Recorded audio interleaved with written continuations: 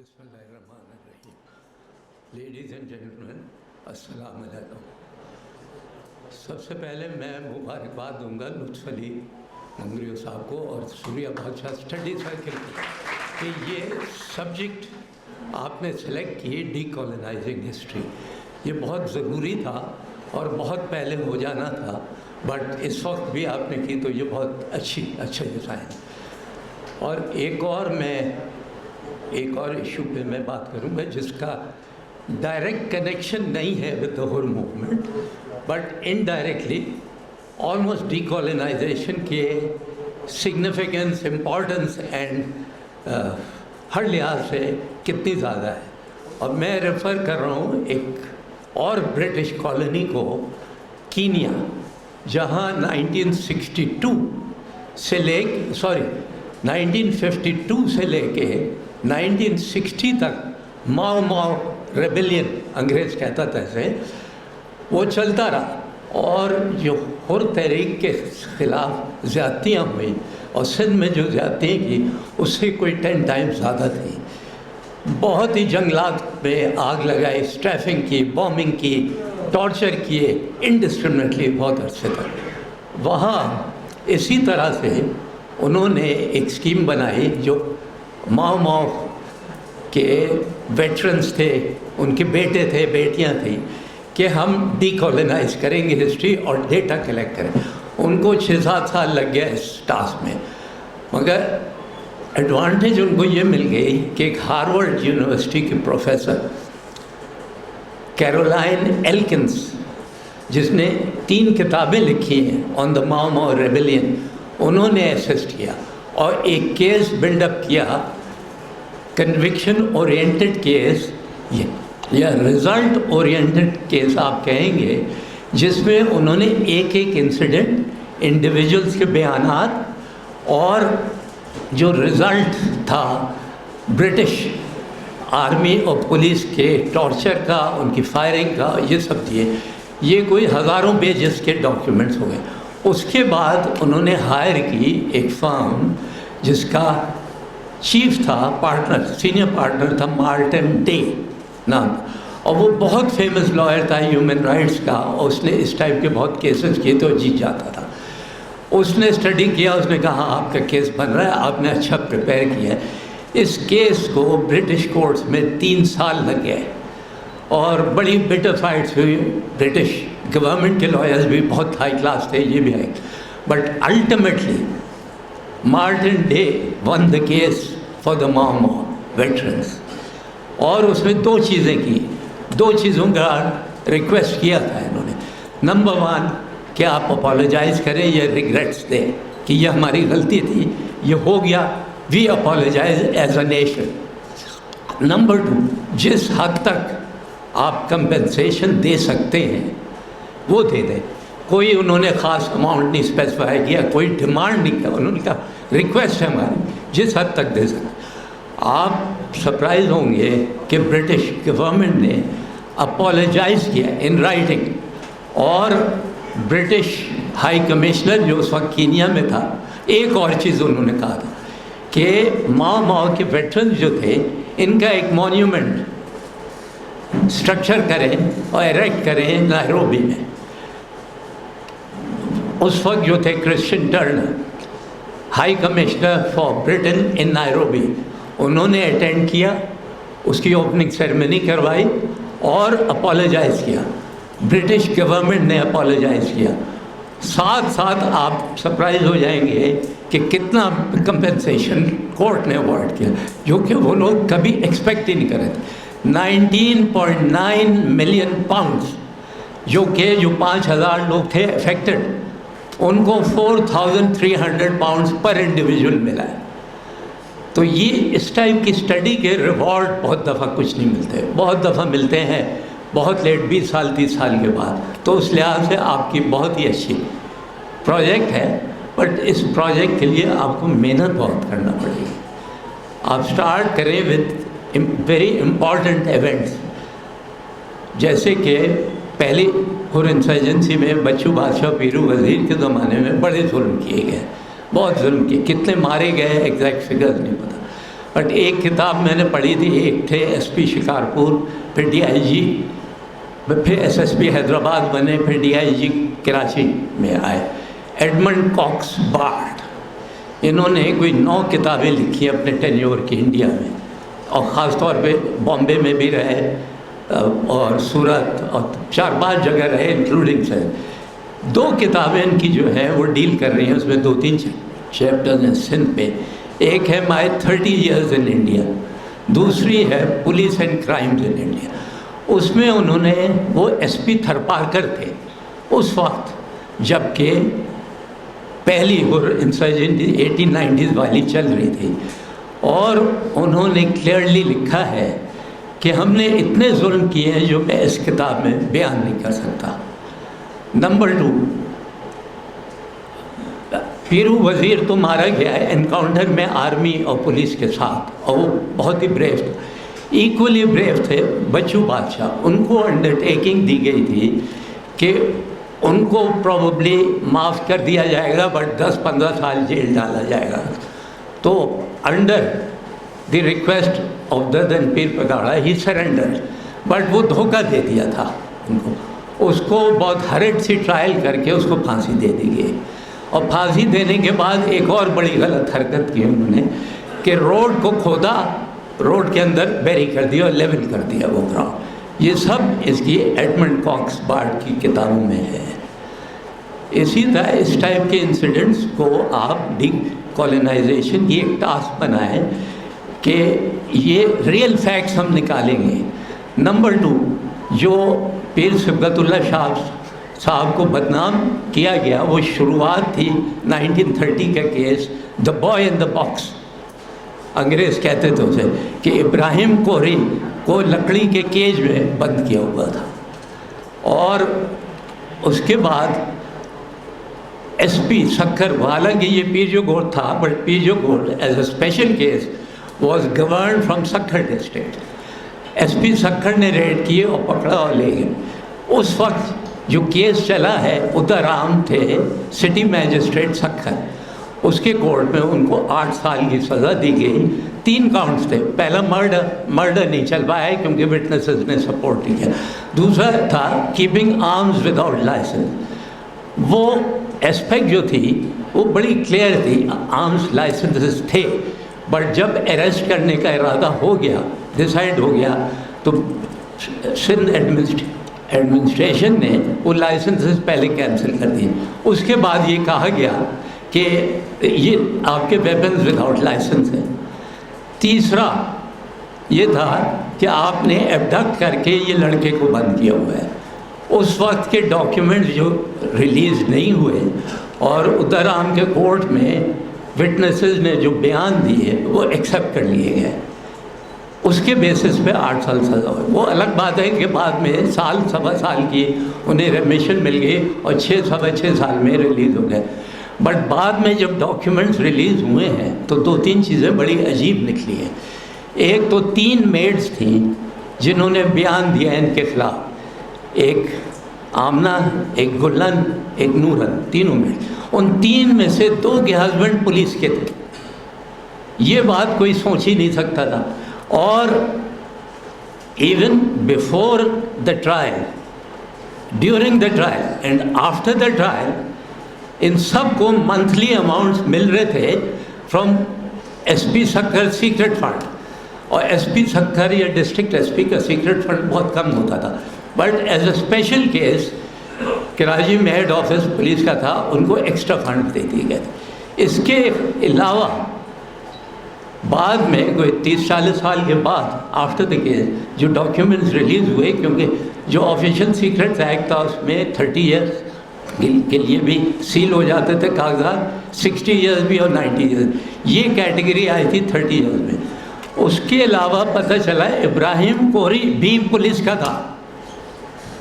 اب یہ چیز کون سوچ سکتا ہے کہ برٹش جو ہمیں امپریشن ہے کہ انصاف، فیئر پلے، جسٹس میں بلیو کرتے ہیں، ہو سکتا ہے آج کل کر رہے ہوں، ہو سکتا ہے، but colonial Britain, colonial Sindh میں اینڈ کالونیز میں یہ انصاف نہیں تھا کہ اگر یہ صحیح ہے جو کہ ڈاکیومنٹس اپروو کر رہی کہ ابراہیم کوہری بھی पुलिस में था, और पुलिस के सीक्रेट फंड से पैसे मिल रहे थे, और 3 मेड्स में से 2 मिल रहे.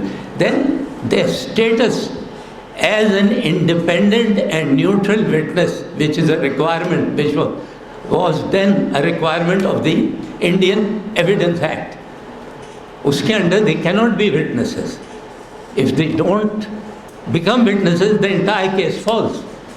और ये केस repeatedly यूटिलाइज किया जाता रहा from 1930 right on till partition even later, बदनाम करने के लिए उन्हें.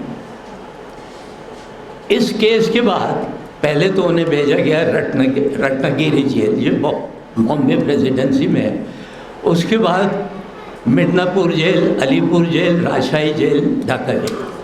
और ये कहा गया ब्रिटिश सीआईडी रिपोर्ट्स में, सीआईडी बहुत स्ट्रांग थी, सीनियर से सीनियर एसपी हो, डीआईजी, उसकी बात नहीं मानी जाती थी.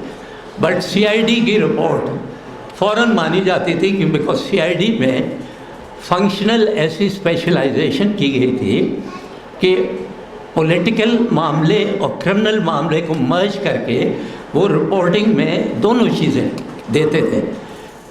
और सीआईडी की रिपोर्ट्स बार बार, उसमें एक थे इंस्पेक्टर सैमुअल गनी, दूसरे जो एसपी थे केनेथ रे ईट्स.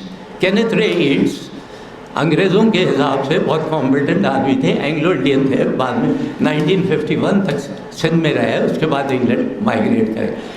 इन सब रिपोर्ट्स में, ऑलमोस्ट एवरी रिपोर्ट में ये कहा जाता था कि पीर साहब बंगाल के जेल में रह के बंगाली टेररिस्ट की ब्रीफिंग लेके, उनसे इंस्ट्रक्शन लेके एक्सप्लोजिव्स बनाने में, कार्ट्रिजेस बनाने में, सैबोटाज में एक्सपर्ट बन गए थे. और रिलीज़ के बाद दिसंबर 1936 में उसके बाद जब वापस आए तो सिखों को, बंगालियों को मक्खी डंड में ले आए और वहाँ उनको ट्रेनिंग दी. और गाजीज जो रेस किए वो इसी मकसद के लिए किए गए. बेसिकली एक और इशू था जो कि बहुत कम लोगों को पता है कि पिछले 50-60 साल में जब से कॉलोनियल रूल थी सिंध में और इंडिया में, पुलिस को बिल्कुल निगलेक्ट किया था. पुलिस मैन पावर बहुत कम था.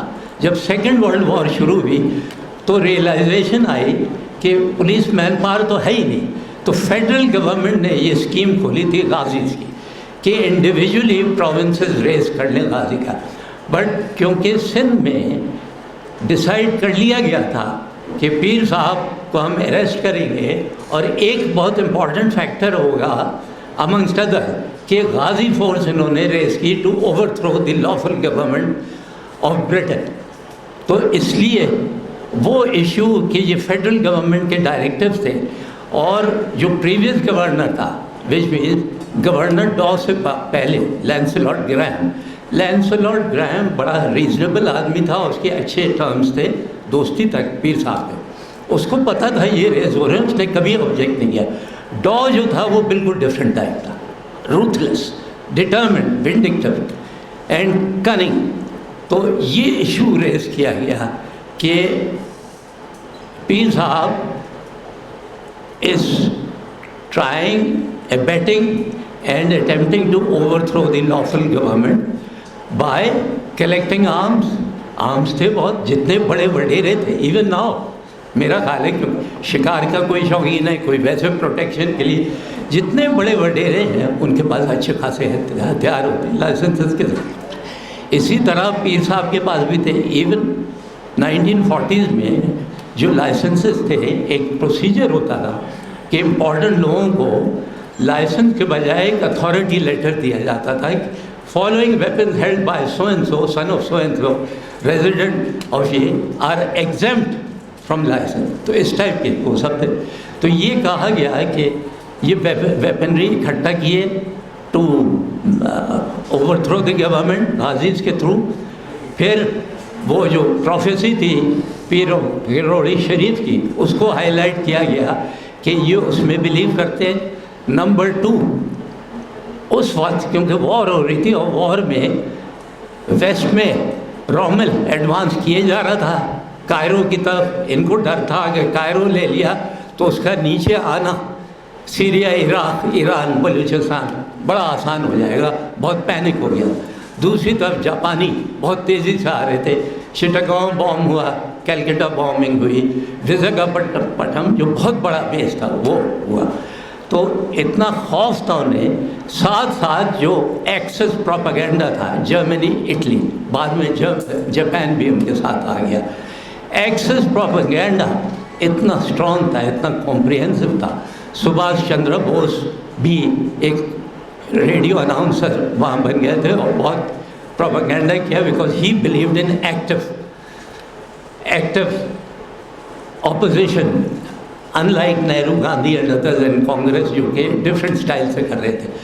तो इतना स्ट्रॉन्ग प्रोपेगेंडा था कि पूरे इंडिया में पैनिक हो गया था।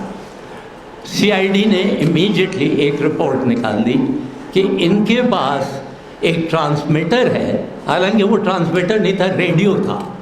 रेडियो से आप ट्रांसमिट नहीं कर सकते, आप सिर्फ सुनते। इनके पास एक ट्रांसमीटर है और ये जर्मन न्यूज़ सुन के ये फैला रहे हैं चारों तरफ कि ब्रिटेन हार जाएगा वॉर, वहाँ से जापानी जीत जाएंगे, इधर से जर्मन आएंगे, आधा हिस्सा जाएगा जर्मनी को, आधा हिस्सा जाएगा जापान।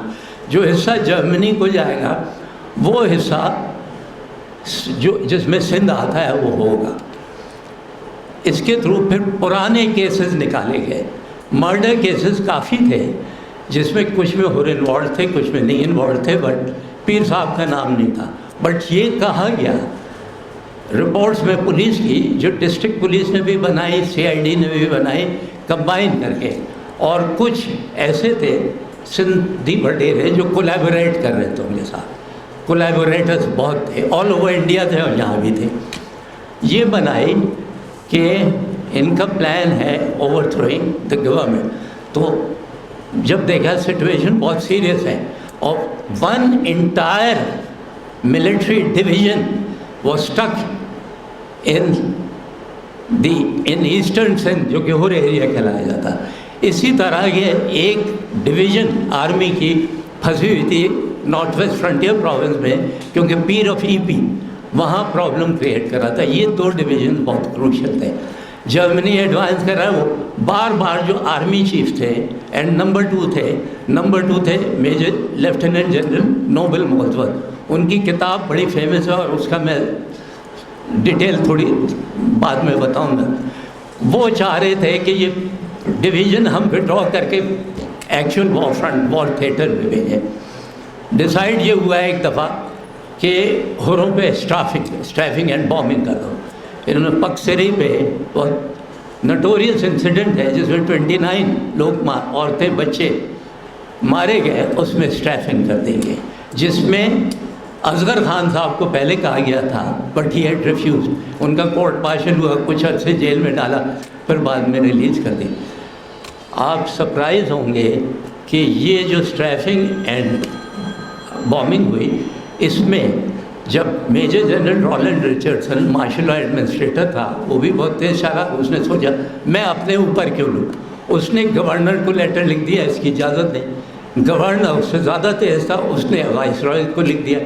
वाइस रॉय लिनलिथ गो था, उसने emery secretary of state for India को दी। उसने भी रिस्पॉन्सिबिलिटी लेने के बजाय प्राइम मिनिस्टर सेक्रेटेरिएट में लिख दिया। प्राइम मिनिस्टर सेक्रेटेरिएट से 3 दिन के बाद एक छोटा 4 लाइन का लेटर आ गया कि you are allowed to use aircrafts against holes in any offensive situation.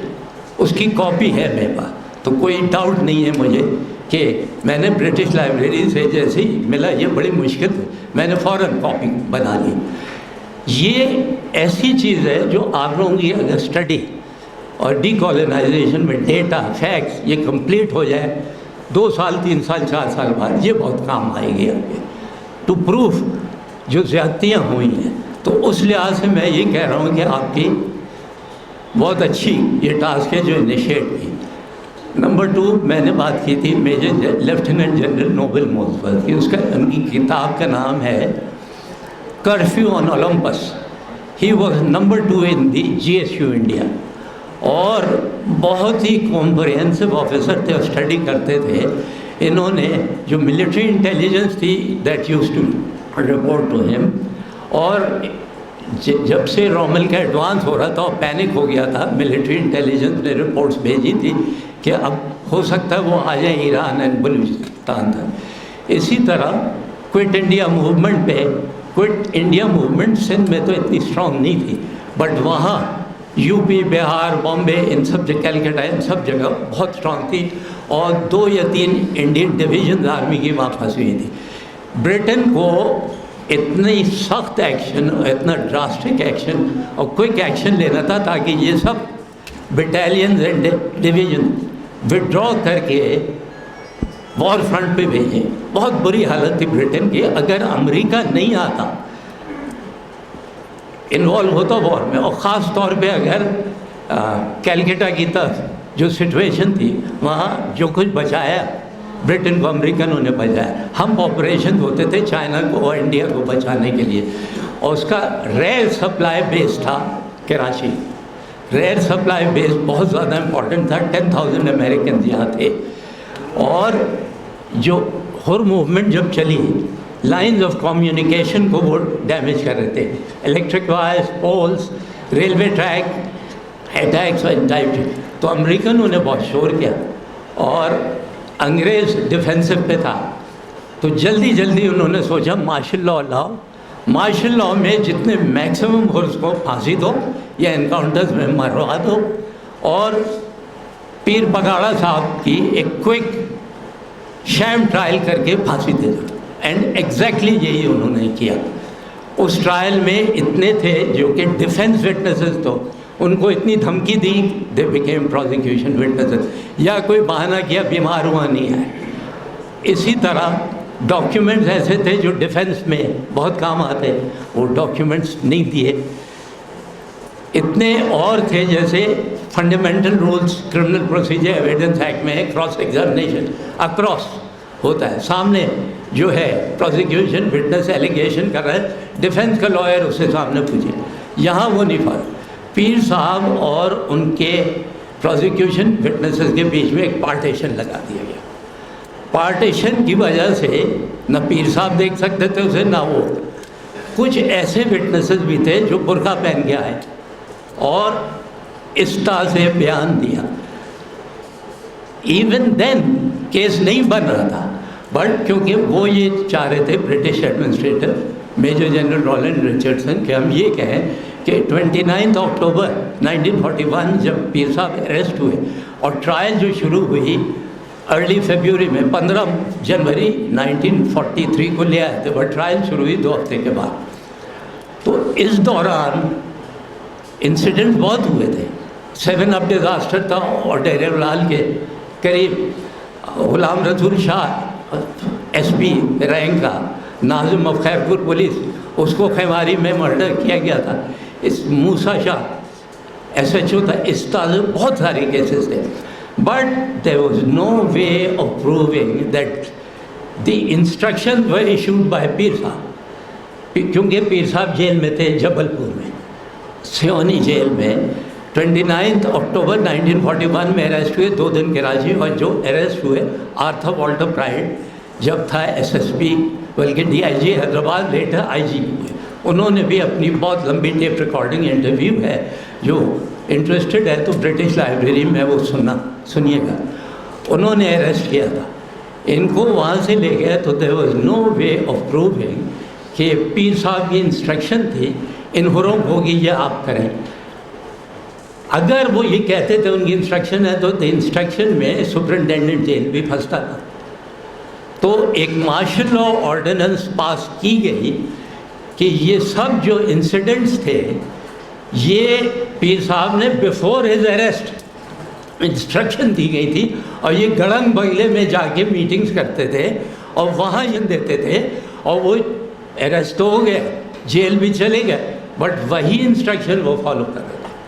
اگر یہ نہیں ہوتا تو there was absolutely no way that he could be convicted.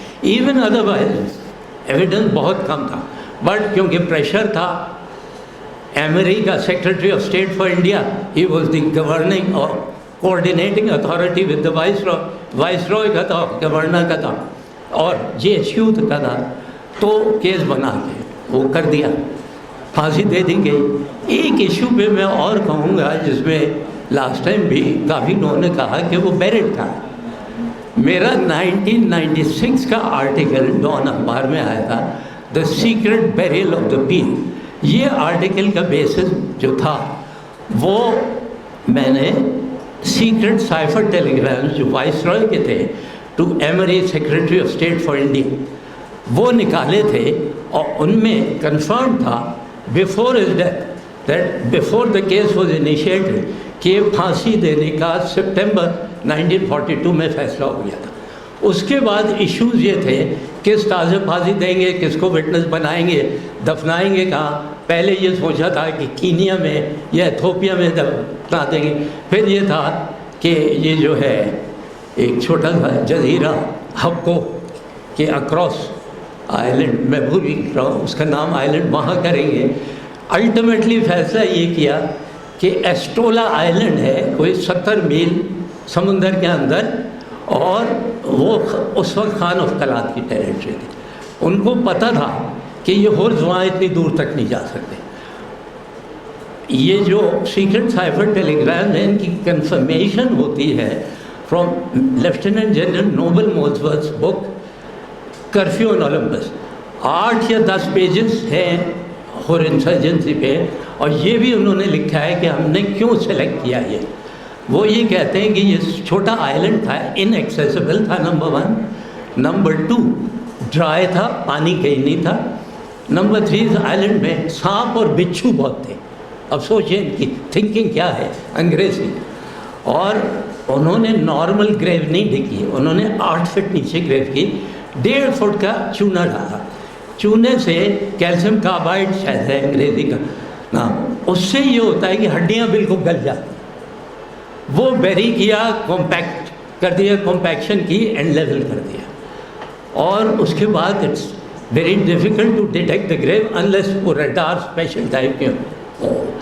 تو یہ سب ہے، تو it's no secret now where he is buried, but most probably وہاں ریمیننٹس آف دا بون ملیں گے، بٹ جو نارمل ایک ڈھانچہ ہوتا وہ نہیں مل پائے گا۔ یہ سب باتیں میں بتانا چاہ رہا ہوں ان دی انٹرسٹ کہ آپ کا پروجیکٹ جو ہے اس میں، اور ایک دو اور کنیکٹڈ ود دی ایگزیکیوشن ایک بڑی انٹرسٹنگ بات ہے جو which goes in support of mister Anwar Mahar. جو انور ماہر صاحب نے کہا کہ مسلم لیگ نے کچھ نہیں کیا، جب تک اریسٹ ہوئے کچھ نہیں، کوئی بیان نہیں دیا، جب ٹرائل چل رہی تھی کوئی بیان نہیں دیا، جب پھانسی ہو چکی مار دیا، اس کے بعد بہت شور کیا۔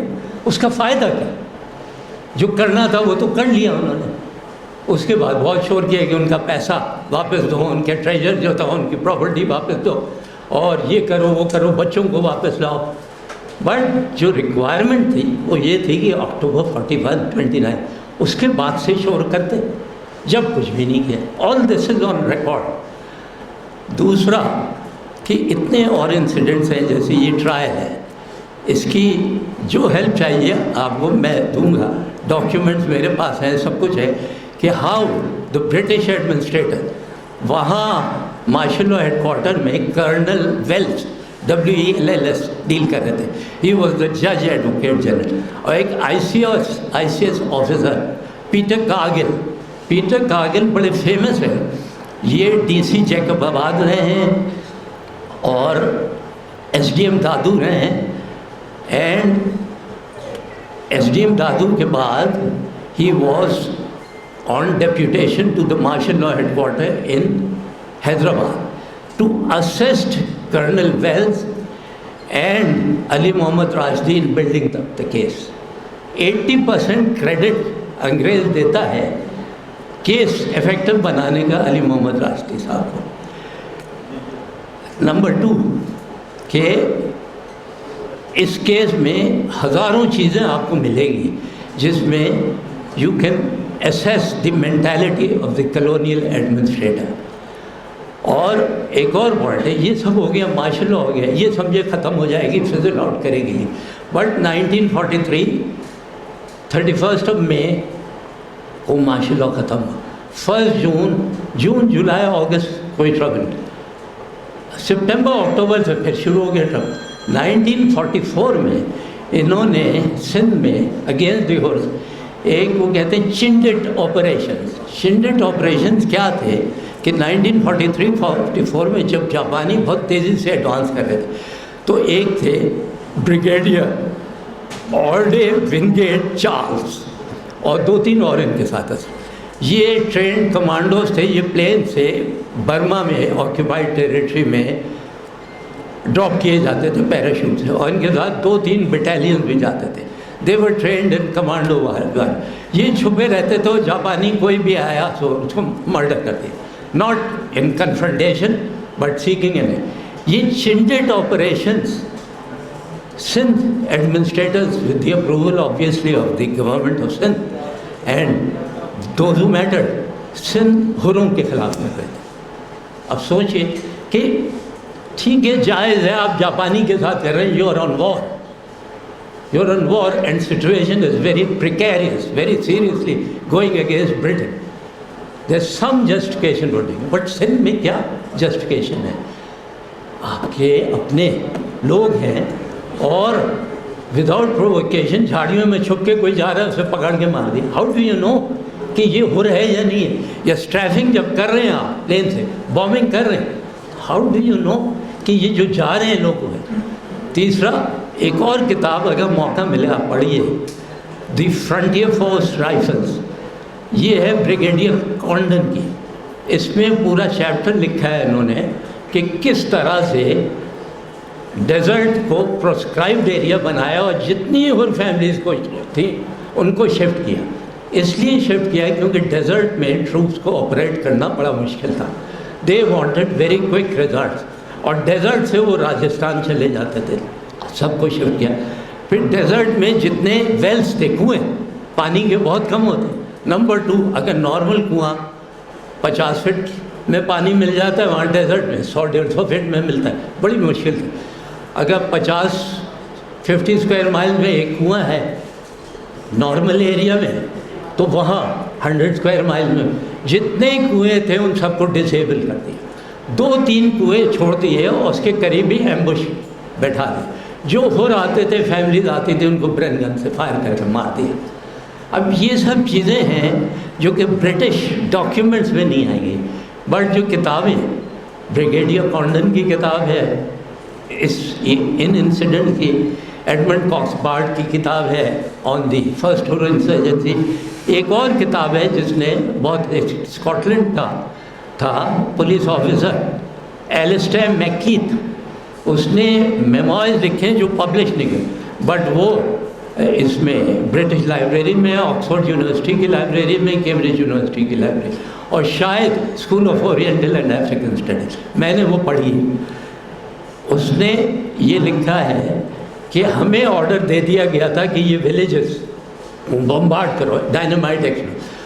ही सेड, मेरे आदमियों ने फ्रंटियर कॉन्स्टेबुलरी के 6 प्लाटून दे दिए थे शहदादपुर में, और उनके वो काम। कहता मैंने अपने आदमियों को कह दिया ये। कहता जब ब्लास्ट हो गया फिर मुझे ख्याल है कि ये लिस्टेड विलेज में था या नहीं। अब ये चीज़ ऐसी है कि कोई भी सोचेगा विलेज में अगर सबको हटा भी दिया, कोई गलती से बच्चा रह गया, कोई फैमिली रह गई, तो तबाह हो गया। इसी तरह ही was directed to assist the frontier force rivals, वो जो कुएँ और depriving the holes of water and food.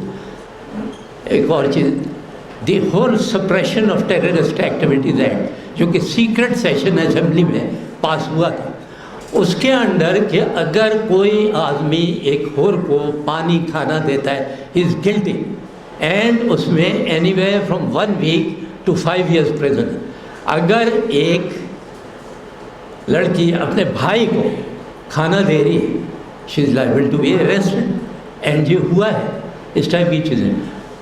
इसी तरह क्रिमिनल ट्राइब सेटलमेंट थी, जिसको और क्रिमिनल ट्राइब्स सेटलमेंट लॉरा कहते हैं, जंगलात चारों तरफ से 11-12 जगह, शुरू में झोल में एक बनी, सिंजोरों में एक बनी, और बाद में रोड़ी तक में बनी, जोही में भी एक थी। इसी तरह यहाँ ये था کہ کچھ کو حاضری دینا ہوتی تھی ہفتے میں ایک دفعہ، کچھ کو مہینے میں ایک دفعہ، کچھ کو دینا ہوتی تھی روزانہ۔ اب اگر ایسے جو ہے سیٹلمنٹ میں، ان کو بھی جو سیٹلمنٹ میں نہیں ہے ان کو بھی، اب کہیں جانا ہے، پولیس اسٹیشن ہے 20 میل دور، پیدل جاؤ آؤ پورا دن اسی میں نکل جاتا ہے۔ نمبر 2 کہ پورا خاندان کا خاندان اس میں تھا، بہت بچے وہاں پیدا ہوئے ہیں، بہت ڈیورنگ چائلڈ برتھ دیر بین میسو ڈیتھس، نہ مڈ وائف تھی، نہ کمپاؤنڈر تھا، نہ ڈاکٹرز تھے، اور ریپیٹڈلی شور کیا جاتا رہا بٹ کچھ نہیں کیا گیا۔ تو یہ سب چیزیں آپ کو ڈاکیومنٹس میں ملیں گی، but all this in order to decolonise the history you have to tabulate it, starting with, میری سجیشن ہوگی کہ اتنے حرز ہیں امپورٹنٹ لیڈرز حرز جن کو جیل میں پھانسی دی اور وہیں دفنا دیا گیا، ان کی فیملیز کو ڈیڈ باڈی نہیں دی گئی جو کہ ایک ریکوائرمنٹ ہے۔ اتنے ایسے وہ کون تھے، ان کی لسٹ بنائیے، ان کو دیکھیے کس طرح سے آپ ریکٹیفائی کر سکتے ہیں وہ رانگ۔ پھر یہ جو اتنے لوگ مارے گئے ہیں انکاؤنٹر میں، پھانسی دے دی گئی، ان کی لسٹ بنے، ایک سائنٹیفک مینر میں یہ اسٹڈی کریں۔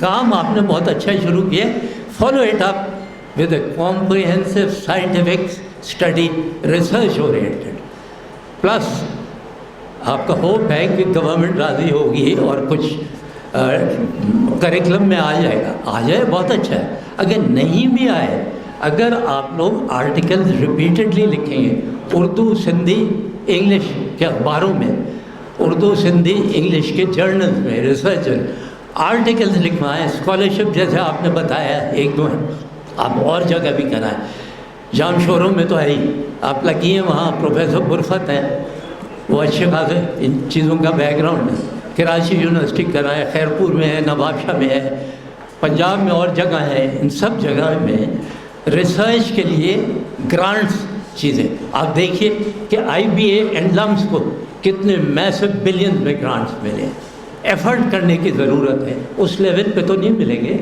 بٹ کوشش کریں اور this will produce result I'm sure. سال میں ایک دفعہ یہ فنکشن بہت ضروری ہے، بہت اچھا ہے، بٹ آپ کو کام کرنا ہوگا throughout the year and this will produce result, your efforts will be rewarded. Thank you.